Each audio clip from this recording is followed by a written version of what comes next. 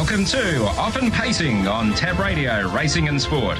Tim Walker will be joined by Matt Young and Oliver County as they delve into the form for today's Pinjarra harness meeting, as well as an early look at tomorrow's meeting at Gloucester Park. We are Often Pacing.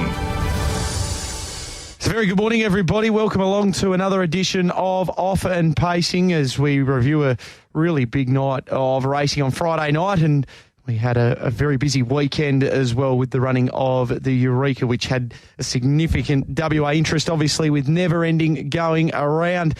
Tim Walker with you, about to be joined by Ollie County, and we're also going to have Greg Bond a little later on this morning to work through clearly a very good Friday night for the Bond stable, taking out the 2-year-old Westbred Classic, and I'll look ahead to today.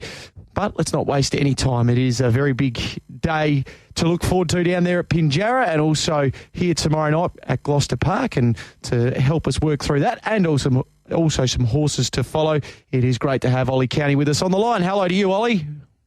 Morning, Tim. Great weekend of racing, so I look forward to dissecting it. Yeah, absolutely. Well, let's get stuck into it. Let's not waste any time.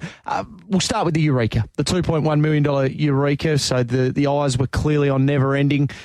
What did you make of his performance? And then the race as a whole, obviously, with Luke McCarthy having a terrific run in it. He's going bang, bang to start things off. You look at a Eureka and you see $2 million offered, and you'd think there'd be a really genuine tempo. A few people making moves, trying to get into the race so they can win that big prize, but that's not really how it played out in the end. Pete McMullen, whose nickname is Leader Peter, decided to hand up pretty weakly in the early stages to Don Hugo there and ended up running it really slowly. Luke McCarthy, he's one of the best drivers in the country, and he stole the race essentially. 33 second quarter is almost unheard of in a race of that nature at Menangle, and he kicked away and was too good. Never Ending, no knock at all. He got home 25-7, which is incredibly fast, and he took off lots of ground there. He would have been nearly 20 metres off the leader, I'd say, turning for home, and he was beaten just 8 metres in the end. So his run itself was fantastic there to get as close as he did, and there was a few good runs in behind, but the race shape just meant that Never Ending couldn't get into it in the end. No, I don't think he loses any admirers. It's unfortunate that he couldn't get into it, but let's hope that he's able to get back here later on in the year and play a big part in our 4-year-old races. We've got Matt Young, who is with us as well as we turn our attention to Gloucester Park on Friday night. Now, Matt, good morning to you. Good morning, boys. Now, let's get stuck into Gloucester Park from Friday night. And Matt, you were down here. Look, the Westbred night and having all 4 of the $100,000 plus races on the same night, it made for a really good 90 minutes of harness racing, and you were down there in the parade ring. What did you make of it all? Yeah, I thought it was fantastic. I think it's a good night to showcase the Westbred talent that's here in WA, and we saw some great stories come out of a couple of the races with, Waterloo. She's just proving how good she is, but seeing Bet the House get the job done. Ron Houston's had some really nice horses over the years, and this horse has got his heart as big as himself, and that was great to see for some owners that probably haven't had the fastest of horses in their time, and they've been able to get involved in one that has been able to win a feature, and they were all smiles. And then, of course, Raynette taking out the 2-year-old fillies for Group 1 Global himself, Trent Wheeler, and the Nefranics, who have been a wonderful family in the sport of harness racing, of course, being locals to Pinjarra Coolup area. And I've seen Frank, Adam and Ricky and Alison have horses my whole life, and they've had some decent horses, some metro-grade horses, but seeing their family and everyone involved on Friday night with the excitement it's pretty much why we're in the sport, is for families like that and people in the industry to be able to have that moment, because that can keep you in the game for a lifetime. Yeah, it certainly can. Ollie, what was your take on what was a really good night of pacing action? As Matt mentioned, it was a really taking win. Bet the House, he didn't look likely there turning for home, and he just kept coming. He wouldn't lay down, and in the end he got Wave Rider, who probably had his chance there out in front, but fantastic win bet the house. So was also really taken by the win of Belly Up. Didn't look likely there on the turn, but steamed home into it and ran right over the top. And Belly Up, it put in some really good runs before that, so probably went around a pretty big price there in the end at $23. Raynette was also a really good winner there. Had the right runs, but she's really speedy, and it won't be the last good race she wins with speed like that. All right, let's get stuck into our horses to follow, and from one of the Westbred Classics, the first of them. Matt, this is where your first horse to follow comes. Yeah, definitely does. And we've got Lion Queen. I thought was absolutely outstanding with her performance. She worked in the race 3 wide. We know how good she can be, and I thought it was just that run really put the writing on the wall that she's getting back to her absolute best. She worked around hard to get to the breeze in the 28 quarter going into the bell, and then another 2 28s to pair up on the way home, and she just stuck on really well. Just peaked on the run a little bit late, but I think she's just trending in the right direction, which is going to be dangerous for her rivals, whoever she races in the near future. Look, I'm not saying that I think she can go out there and beat Waterloo at this stage, but I think she's going to keep improving, and she's going to be very hard to beat in whatever race she can test next. I thought Copperhead Lady, it's pretty much just a simple one, but I wanted to highlight Copperhead Lady's run because I think the girls are probably stronger than the boys of what we've seen so far, and Copperhead Lady, I think, could be the best 2-year-old in the state. So that run on Friday night was outstanding. Raynette looked like she was going to win by about 3 or 4 lengths at the turn, the way she travelled up behind Copperhead Lady. And for the run that Copperhead Lady had and the guts that she showed late in the piece, look, I think she's a force to be reckoned with going forward. So she's definitely on that follow list. And Reel 'Em In really impressed me for Gary Jones in the last race. I think what I like is that she's on a really low mark, so she'll be able to go sort of anywhere into the country and be able to pick up a win pretty soon. But she showed brilliant gate speed. She sat. She got into the clear and hit the line really well. I just think Reel 'Em In has been, from what I saw at the trials to her first and second race start to what we saw on Friday night, she's just improving leaps and bounds every time she steps out there. So those are the 3, Lion Queen, Copperhead Lady and Reel 'Em In, sticking with the girls. All right. Ollie, what have you got for us? I've got 2 from the same race in what I think will be a decent form race there, with Skylord winning in race 8.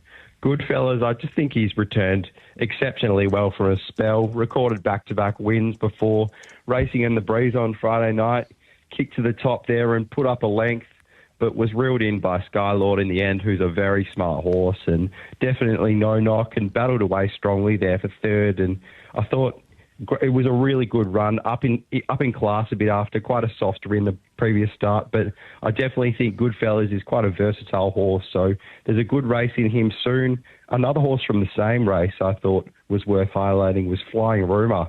With a real flashing lights run there on Friday. He came from behind Skylord and flew home and took plenty of ground off there late. I think Skylord did just knock off a little bit when he got past them, but I thought it was a fantastic effort there from Flying Rumour, and he'd sort of been struggling a little bit to recapture his best form, but I think that's definitely more his best there, and he was stood down 6 days in one trial, so I'm very keen to follow him wherever he lands next. So I think he's definitely got a good race in him, Flying Rumour.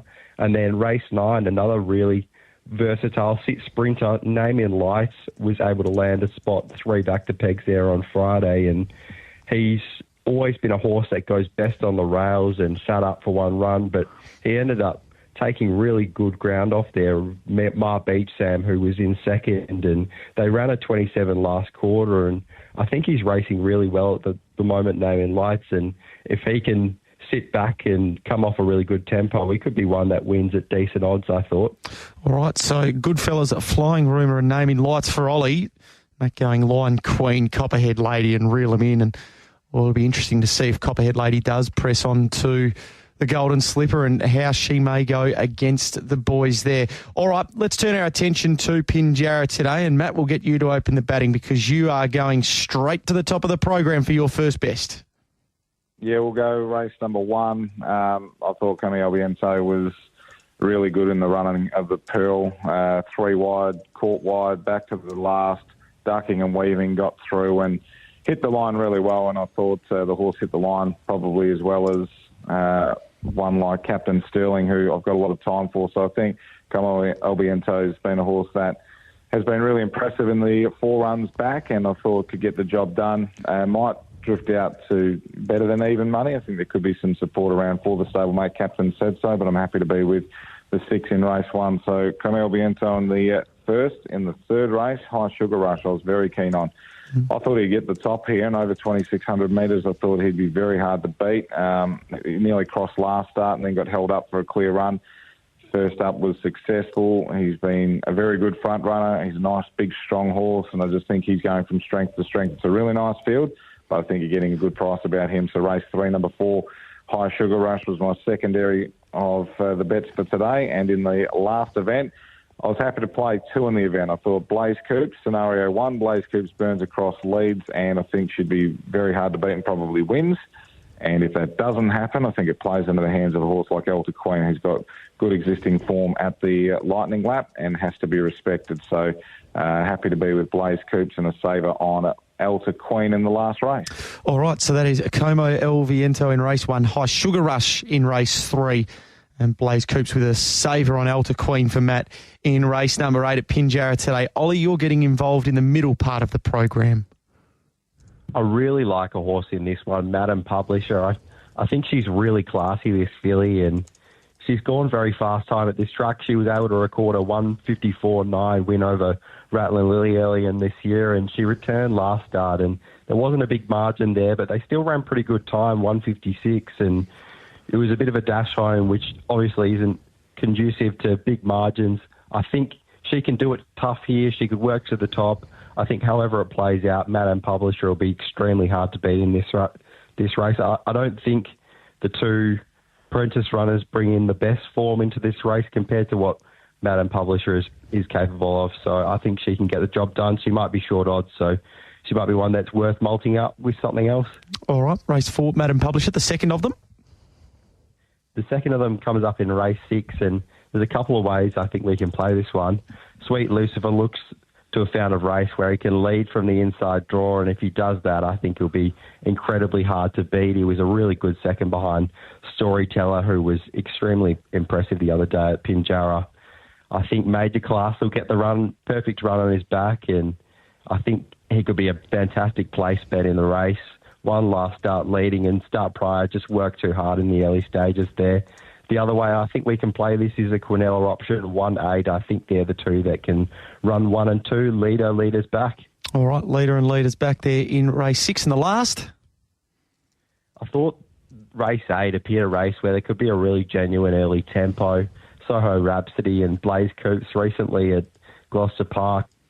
Blaze Coops couldn't cross Soho Rhapsody, and they went pretty quick early there, and that race set up for a swooper. I think a horse in this race that's likely to be pretty big each way odds is Tasha Spartan. Great winner 2 back off a soft run, powered into it to win late, and wasn't a bad field there either. And then last start went forward, couldn't find a position, and had to go back to the rails there and hit the line quite well late. So I thought if the speed is on early, then Tasha Spartan could be a fantastic each-way option in that race. All right, so Tasha Spartan there on the each-way basis. You've got in race 6, I can tell you the markets are starting to come out now. So $1.38 is Sweet Lucifer, and Major Class there is at $5, $1.32 for the place with Tab Touch. And just on your other selection, Ollie, race 4, Madam Publisher is $1.38. And as you mentioned, maybe something you can multi up. Matt, just on yours, so race 1, Como El Viento is the $2.20 second elect. High Sugar Rush is $4.20 on the second line of betting, joint second line of betting with Waratah Lou, and then just awaiting on that last market to go up for today. So that's a look at Pinjarra to Gloucester Park, and Ollie, we'll go to you firstly. You're getting involved in the middle part of the program once more. Kicking off in race 5 tomorrow night, I thought Peaceful first couple of runs in WA were a bit inconclusive. Not sure that they were her absolute best, but her last run, I was really taken by that effort. In New South Wales, she'd been a horse that probably didn't pace that smoothly, but last start, she appeared to pace a lot smoother there by her standards, and she sat outside them and dominated that race, raced right away in the end. I thought in this race, if she can hold the advantage on the horses to her outside, then she may be able to push to the front off My Little Big Man over the 2,500 Troop. And if she does that, she'll take no end of beating and might have to just hold off a horse like Galaxy Warrior in the later stages. All right, and the next one?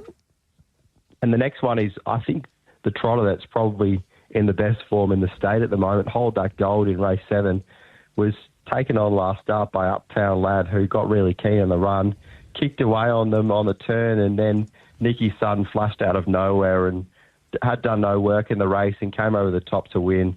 I think he's just racing so well at the moment, Hold That Gold. He's got the draw advantage on Main Rival Hatched, and I think he can lead again. And as long as he doesn't cop as much pressure as he has been in the recent races, I think he can lead and win in that race. All right, so that is for Gloucester Park tomorrow night for Ollie. Matt, what about you? You're also going to race 5? Yeah, I'm going with a horse that Ollie actually mentioned, Galaxy Warrior. I was really taken by his performance 2 starts ago, and I think he didn't have a great deal of luck last start, so I was happy to be with him on an each-way basis in that race. So, it just all depends on the price that is going to be dished out for him. But I thought, looking at the way the race could sort of play, I thought he was definitely an each-way play in that race, hoping for maybe better than $7 or $8 about him in the event. And second bet of the program comes up in at the final event, and that is with Pocketful of Posey, who there will be a scratching in the race of Brookvale Girl, who won the maiden event on Friday. So that will be coming out today at some stage, I would imagine. And Pocketful of Posey, just like the way that this horse sprinted up last start, she had a good turn of foot. I don't think it's an overly strong sort of race, and with the smallish field, I thought she could go pretty close. So hoping for each way odds about both. Race 9, number 4, Pocketful of Posey, and race 5, number 6, Galaxy Warrior. All right, terrific. That's us, this part of the program done, gents. So good job this morning. We look forward to, Matt, you will be down there at Pinjarra today on the Racing WA Harness X page, and again tomorrow night. So looking forward to seeing all of your coverage down there today. Thank you very much, boys. And Ollie, will catch up with you again next week. Thanks, Tim. There is Ollie County and also Matt Young having a look at our Pinjarra and Gloucester Park meetings over the next 48 hours. We'll take a very short break. We'll come back and we'll have Greg Bond with us off the back of Belly Up winning on Friday nights. On Tab Radio, Racing and Sport, this is Often Pacing. Great to have Greg Bond with us on the program off the back of Belly Up winning on Friday night in the Westbred Classic for the 2-year-old Colts and Geldings. Greg, good morning to you. Congratulations. Thanks, Tim. Thanks very much. Yeah, it was a pleasant evening. It certainly was. What did you make of Belly Up's win? It's certainly one that he did deserve for what's been a pretty good 2-year-old campaign. Yeah, look, we've sort of always had a bit of an opinion of him. He's just been a real work in progress. He would run around a lot, hang a lot, so to the horse's credit, he over the last couple of months he's become a lot more tractable, and we've had a number of feet problems with him, which the 10-day gap between the heat and the final was a blessing. We were able to build his walls up, and paced very, very good on Friday night, and the race being run at a solid tempo gave him his shot from the back, but didn't quite expect him to be winning at the 300 or 400, but him and Denny did a great job. I was just going to ask you about that. At the 400, you're probably just hoping that he can run a good place and maybe sneak into the money, and to win it, I guess, is just a bonus from there. Yeah, well, as you know, he locked wheels early in the race, and that was his fault for getting down a bit, and then, of course, there was a horse break coming in for the bell, and we copped the backwash of that. So it was great. But Denny just kept the composure and sat at the back of the pack, and it was a funny run race. There was a reasonable amount of things happening in it, especially in the last lap. But Denny went wide, and you probably don't want to be 25 wide, but it was the best spot to be, I think, with what was going on inside her. So, but yeah, no, to her and the horse's credit, he found the line really, really well, and we're looking forward to heading to the slipper with him now. So the last couple of days since the win, everything's on track, as you say, for the Golden Slipper. Yeah, pulled up great pulled up great, Tim. Everything's good with him, so yeah, that'll be his target. All being well between now and then. I think it's probably 3 weeks away, or 2.5 weeks away. So yeah, that's where we'll head with him, and that'd be his last run this campaign. All right, and just on this 2-year-old group that you have got at the moment, we know that you had a very good team last year, and we're going to see that in the 3-year-old stocks over the coming weeks. How do you assess this group of 2-year-olds that you've got, both from a fillies where you also had representation on Friday night, and also the Colts and Geldings? We've got a group of handy ones. I think the filly captains have time. Yep.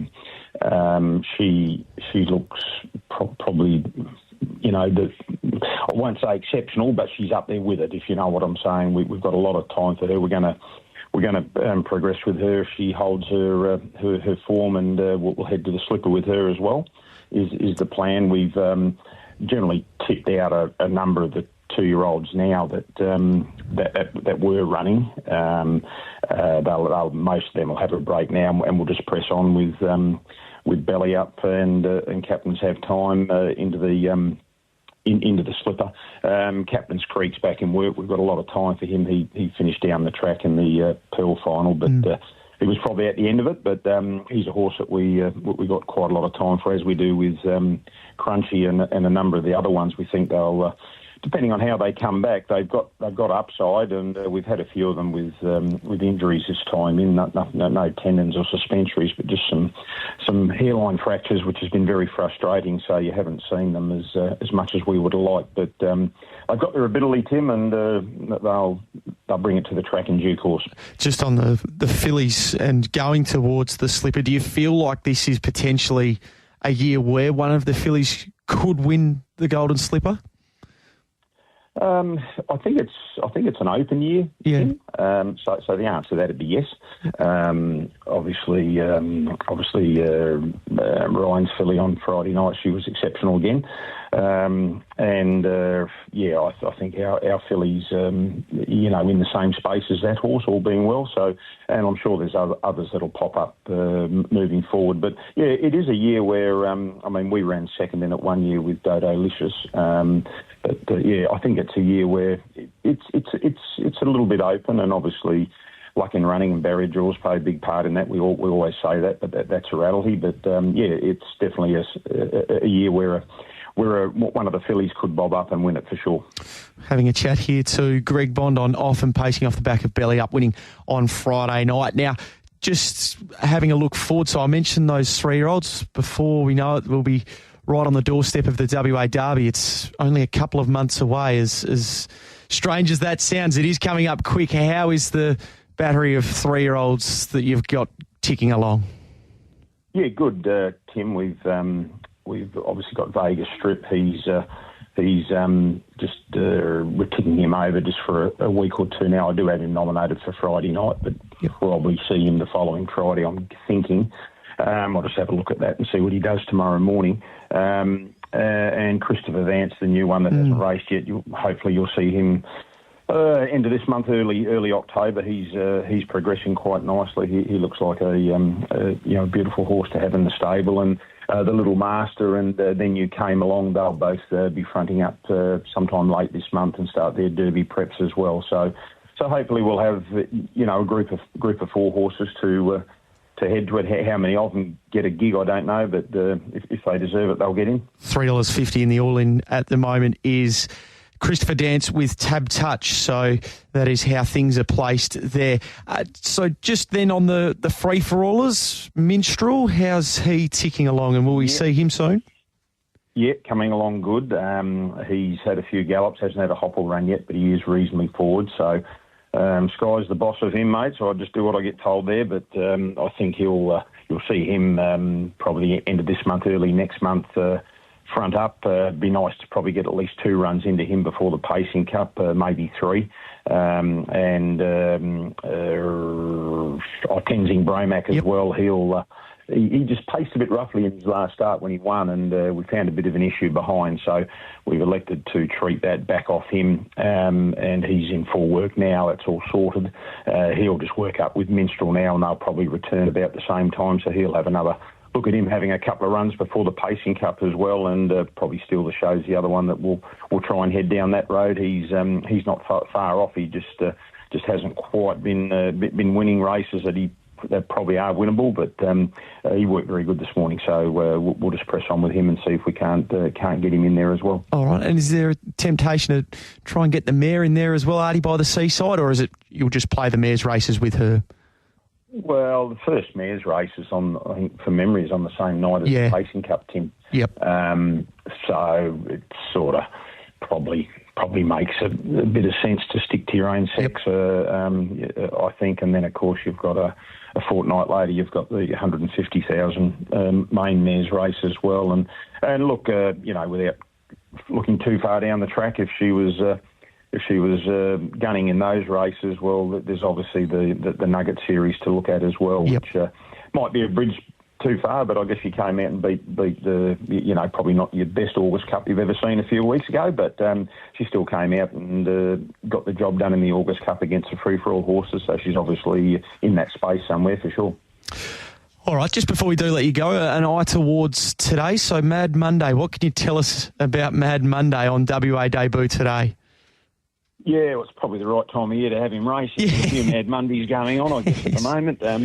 Wasn't by design, I can tell you. Look, he's one that we bought at the Melbourne sales ourselves, and we left him over there with Dave Moran for his education, and very, very green horse over there, and a little bit of attitude to him. But we've had him here a while now. He's now started to track good and do the things that we want to do. So I expect him to run a pretty solid race today. I'm not saying he's going to come out and win. There's a couple of horses out wide that have been racing very well, but what he's doing here, he's probably a horse that he's worth following. I think he's going to pay his way moving forward on what we're seeing at home. All right, and then on to race number 3. Now you've got dual representation here, of course, Golden Load under your name, but I'm sure you're happy with the job that Senior's doing with Storyteller as well. Yeah, well, I was happy to pay his bill the other day. The first one came in, so no, he's 2 from 2. I don't know whether he thought I was setting him up when I rang him to see if he'd have a go at him, but no, I did say to him he's got very good ability. We just really struggled to get him right, so we just elected to probably take a left-hand turn. We don't normally do, but so far so good. It's paying dividends. So he's a horse with a lot of bottom, and hopefully you can keep getting the best out of him. Golden Load, a horse, he was good first up, just had a little setback with a bit of a virus, so that's why you haven't seen him for probably 3 weeks. But he's working up very good. He's definitely not out of this race. It's going to be tricky how it's all run, being the small field, but he's got a very, very good turn of foot, so we'll use that today. And it wouldn't surprise me to see him win this race, but I'm not saying he will, but he should be in the conversation at the finish for sure. Yeah, it's an intriguing little race, that one. Race number 3 on the program today at Pinjarra. Greg, thanks for your time this morning. We do appreciate it and look forward to catching up with you over the next few weeks here. Good on you, Tim. Take care, buddy. Greg Bond, our special guest, with us on Off and Pacing today. So that's us done. That's half an hour that has absolutely flown by this morning. Plenty to look forward to at Pinjarra today and also Gloucester Park tomorrow night. Make sure that you stay tuned to the Racing WA Harness X page and you'll be able to get full coverage of that. I'm going to vacate the chair. I'll leave you in the capable hands of Saskia Zappia to take you through the early part of race day and look forward to your company again next week here on Off and Pacing.